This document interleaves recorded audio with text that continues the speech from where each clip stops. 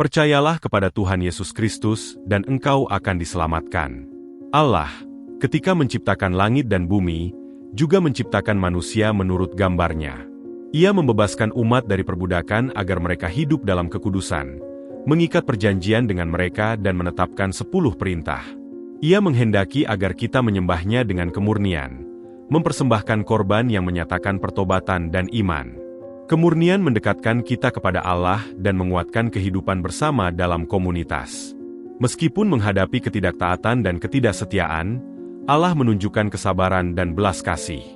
Ia memperingatkan tentang pentingnya ketaatan kepada hukum-Nya yang dinyatakan di Gunung Sinai, serta pembaruan perjanjian yang terus-menerus dengannya. Jangan menyembah Allah lain, jangan melanggar perjanjian ini. Bertobatlah, berserulah memohon pengampunan, dan Tuhan akan mengirimkan pembebasan, mengalahkan musuh, dan memulihkan damai sejahtera.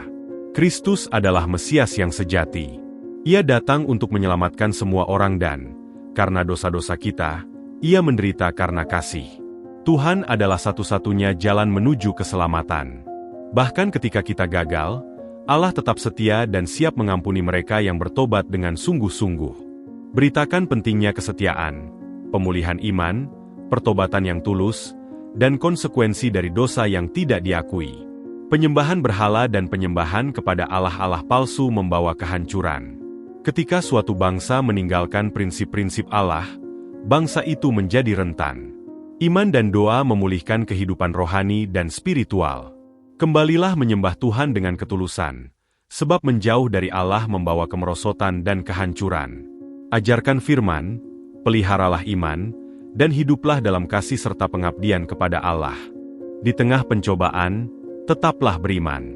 Rendahkanlah diri, tunduklah kepada kehendak Tuhan, dan percayalah pada rencananya. Takut akan Allah adalah awal dari hikmat. Mereka yang percaya akan menikmati kebaikannya. Mereka yang menolaknya akan jauh dari kasih karunia-Nya.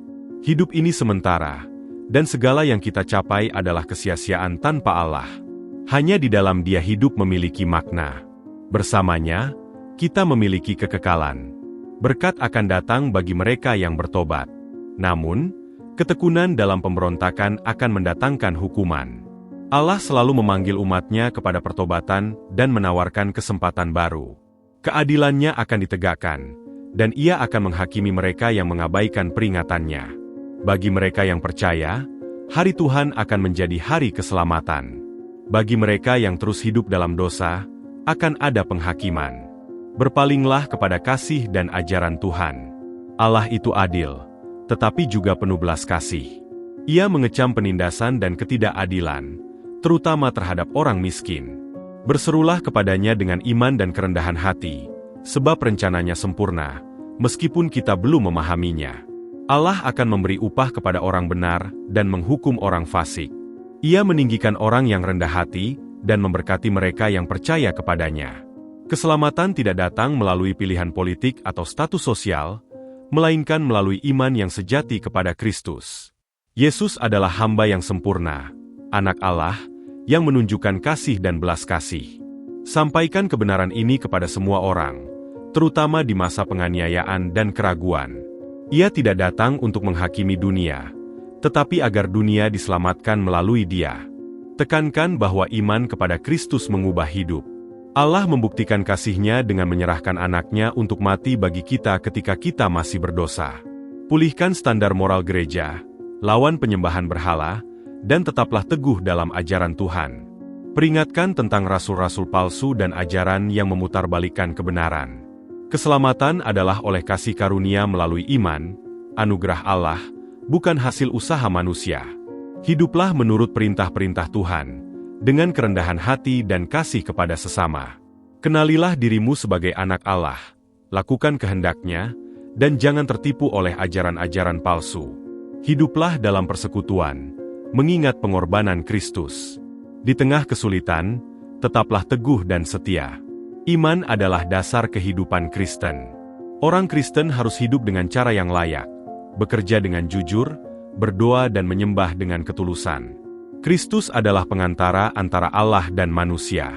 Kaum muda dan orang tua, jadilah teladan dalam iman, kemurnian, dan kasih. Biarlah semua hidup dalam kesatuan, mengikuti ajaran Tuhan. Kristus adalah imam besar yang agung, penuh belas kasih dan adil. Ia berdoa syafaat bagi kita dan menawarkan keselamatan. Bagi mereka yang percaya, ada pengampunan. Bagi mereka yang menolak, ada penghakiman.